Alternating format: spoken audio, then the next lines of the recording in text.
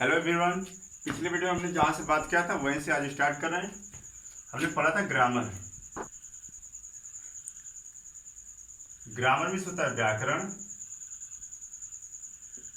व्याकरण की परिभाषा हमने बताया था कि व्याकरण वह विद्या है जिसके द्वारा किसी भाषा को शुद्ध शुद्ध लिखना, पढ़ना तथा बोलना आ जाए उसे व्याकरण कहते हैं।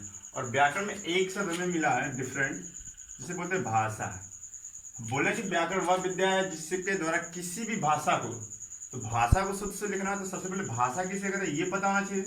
तो भाषा वह विद्या है जिसके द्वारा हम अपने भाव विचारों को प्रकट करते हैं तथा दूसरे के भाव विचारों को समझते हैं, उसे भाषा कहते हैं। भाषा कई प्रकार की होती है, जैसे हिंदी, इंग्लिश, फिर उसके बाद मराठी, कन्नड़, तेलुगु, तमिल, etc भाषाएं बहुत सी होती है। तो भाषा की परिभाषा क्या हुई कि भाषा वह विद्या है जिसके द्वारा हम अपने भाव विचारों को समझते हैं तथा दूसरे के भाव विचारों को समझते हैं, उसे भाषा कहते हैं। और व्याकरण की परिभाषा क्या है कि व्याकरण वह विद्या है जिसके द्वारा किसी भी भाषा को शुद्ध शुद्ध लिखना, पढ़ना तथा बोलना आ जाए, उसे व्याकरण कहते हैं। और उस दिन हमने बात किया था कि व्याकरण में सबसे पहले शुरुआत कहाँ से होती है। तो व्याकरण की शुरुआत अल्फाबेट से होती है। इंग्लिश ग्रामर की बात कर रहे हैं। अल्फाबेट, अल्फाबेट भी होता है वर्णमाला। व्याकरण में, इंग्लिश ग्रामर में सबसे पहले व्याकरण की शुरुआत अल्फाबेट से होती है। हमने इसकी डिफिनेशन बताया था कि अल्फाबेट किसे कहते हैं, जब ए से जेड तक के समूह को एक साथ लिखा जाता है उसे अल्फाबेट कहते हैं।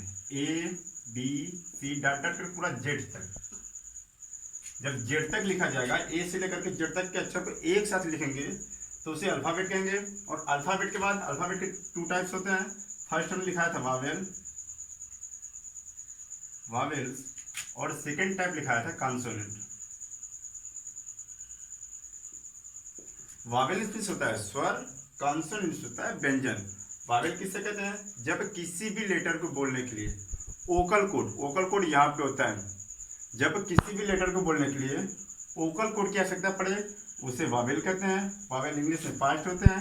पहला होता है ए, दूसरा आई, ए ई दूसरा होता है, फिर आई होता है, ओ क्यू, ये 5 के वावेल हैं। इन लेटर को बोलने के लिए सिर्फ ओकल कोड की आवश्यकता पड़ेगी, उसे वावेल कहते हैं। कॉन्सोनेंट किसे कहते हैं, जब किसी भी लेटर को बोलने के लिए लिप, टीथ, टंग, नोज, etc। कॉन्सोनेंट की परिभाषा क्या है कि जब किसी भी लेटर को बोलने के लिए लिप मीन्स होठ होता है, टीथ मीन्स दांत, टंग मीन्स जीभ होती है, और नोज मीन्स नाक, यानी लिप, टीथ, टंग और नोज की आवश्यकता पड़ती है, उसे कॉन्सोनेंट कहते हैं। जैसे हमें बोलना है पी, पी, जब भी पी बोलेंगे तो हिंदी में प साउंड आता है, प। अगर हमें प बोलना हो तो ऊपर का होंठ और नीचे को जब तक टच नहीं करेगा तब तक प साउंड नहीं निकलेगा। प देख लीजिए बोल के प। अब हमें बोलना च, अगर मान लीजिए च बोलना तो च होता है, सी से बनता है, तो च जब भी बोलेंगे साउंड निकालेंगे प्रोनाउंसिएशन च। तो हमारा जो टंग होगा, जीभ का जो टंग होता है बारिश सा, उसको प्लस नीचे का जो लोअर टीथ होता है, नीचे का दांत जो होता है वहां पे टच करता है, तब जाके च साउंड होता है। अब हमें बोलना ट बोलेंगे तो टंग की आवश्यकता पड़ेगी, और ऊपर वाला जो दांत के ऊपर वाला हिस्सा होता है जो मसगुर बोला जाता है उसको बोलते हैं टंग। तो यहां तक हमने बात किया था। अब आगे बात करेंगे parts of sentence. Sentence means होता है वाक्य,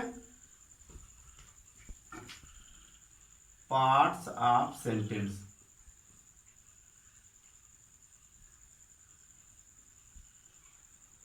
पार्ट्स ऑफ सेंटेंस का हिंदी होता है वाक्य के भाग, वाक्य के भाग। तो सबसे पहले वाक्य के भाग, तो वाक्य कहते किसे, यानी सेंटेंस कहते किसे हैं। तो सेंटेंस डिफिनेशन है कि जब किसी भी लेटर को बोलने के लिए, सॉरी, सेंटेंस मीन्स होता है वाक्य। सेंटेंस की परिभाषा देख लीजिए। सेंटेंस की परिभाषा क्या है, शब्दों का वह सार्थक समूह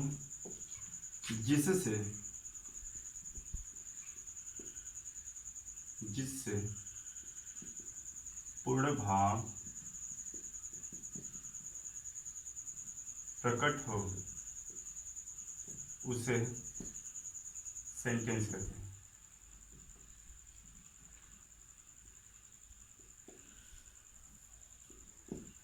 ठीक है, सेंटेंस में होता है वाक्य।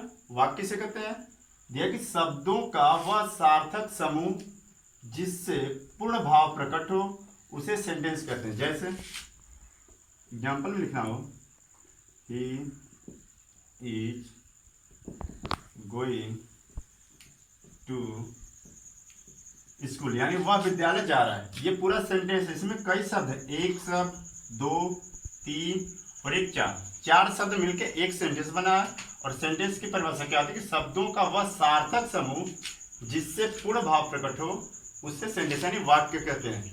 तो ये किसका समूह होता है? शब्दों का समूह होता है। तो कोई पूछ सकता है शब्द किसे कहते हैं, यानी शब्द की डिफिनेशन क्या होती है? वर्ड। वर्ड मीनिंग होता है उसका, शब्द किसे कहते हैं?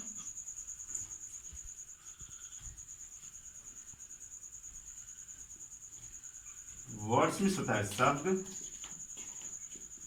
जो सेंटेंस होता है वह शब्दों का ही समूह होता है। शब्दों का वह सार्थक समूह जिससे पूर्ण भाव प्रकट हो उसे वाक्य कहते हैं, सेंटेंस कहते हैं। तो शब्दों का समूह होता है, तो शब्द किसे कहते हैं? कोई भी पूछ सकता है कि वर्ड्स किसे कहते हैं। तो एक लाइन डिफिनेशन है कि लेटर्स। लेटर्स में होता है अक्षर। अक्षर तो लेटर्स का वह सार्थक समूह, सार्थक समूह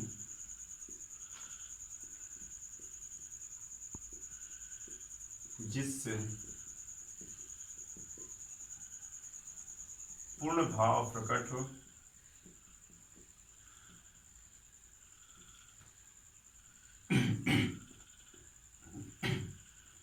उसे शब्द कहते हैं।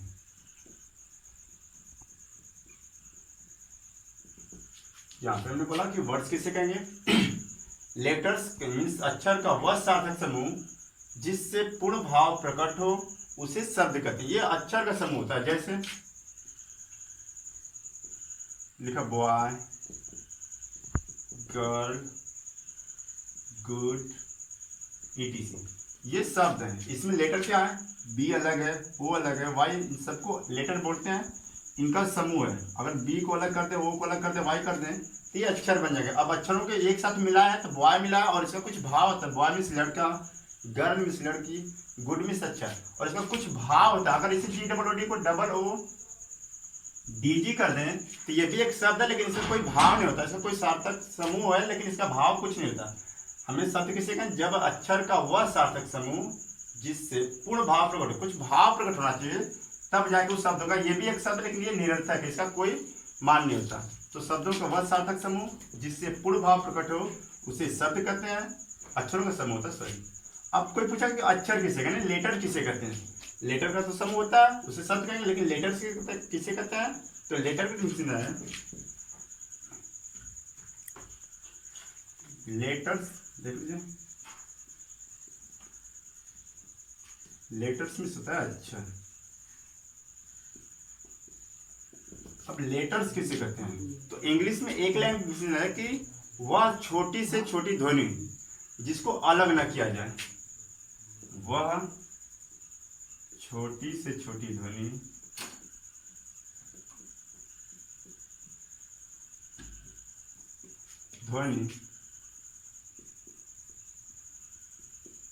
जिसको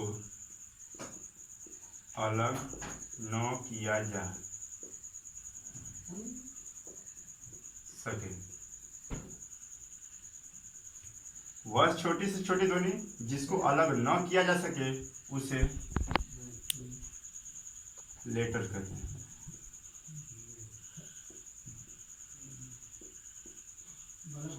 कहते हैं जैसे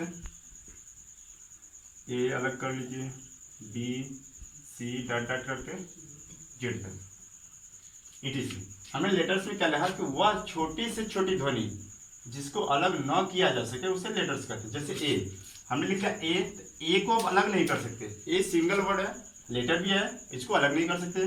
बी को अलग नहीं कर सकते। जब एक से जेड तक के समूह को लिखेंगे तो अलग कर सकते, लेकिन जब ये अलग खुद से है ये लेटर जब बोल देंगे तो इसको अलग नहीं कर सकते ना, हम सी को अलग कर सकते, इसमें कहाँ करेंगे। लेकिन हिंदी में क्या होता है डेफिनेशन लेटर्स की, जो अक्षर होता है हिंदी की परिभाषा अक्षर किसे कहते हैं, तो स्वर और व्यंजन के मेल को अक्षर कहते हैं। जैसे लिखना क, पर हिंदी में क को अण बोलते हैं, ये क अक्षर है। हिंदी की परिभाषा क्या है अक्षर की, कि स्वर और व्यंजन के मेल को अक्षर कहते हैं। जैसे क में 2 लेटर है, एक आधा का है प्लस और, तब जाके पूरा क बनता है। तो ये जो होता है व्यंजन होता है और ये जो होता है स्वर होता है। स्वर और व्यंजन के मेल को क्या कहते हैं अक्षर, ये हिंदी की परिभाषा है। लेकिन इंग्लिश की परिभाषा क्या है, कि वह छोटी से छोटी ध्वनि जिसको अलग न किया जा सके उसे लेटर्स कहते हैं। हम ए को अलग नहीं कर सकते, बी में से कोई बंटवारा नहीं कर सकते, सी को अलग नहीं कर सकते। ये छोटी छोटी ध्वनि जिसको अलग नहीं किया जा सका उसे लेटर कहते हैं। तो हमने क्या पढ़ा, लेटर्स पढ़ा। लेटर से क्या बनते हैं, वर्ड्स बनते हैं। वर्ड से क्या बनते हैं, सेंटेंस बनते हैं। लेटर्स में अक्षर होता है, अक्षर के समूह से शब्द बनता है, शब्दों से समूह से वाक्य बनता है। तो हमने हेडिंग बनाया था पार्ट्स ऑफ सेंटेंस, यानी सेंटेंस के कितने भाग होते हैं। ये तो उसकी परिभाषा हो गई, तो उसके पार्ट्स देख लीजिए।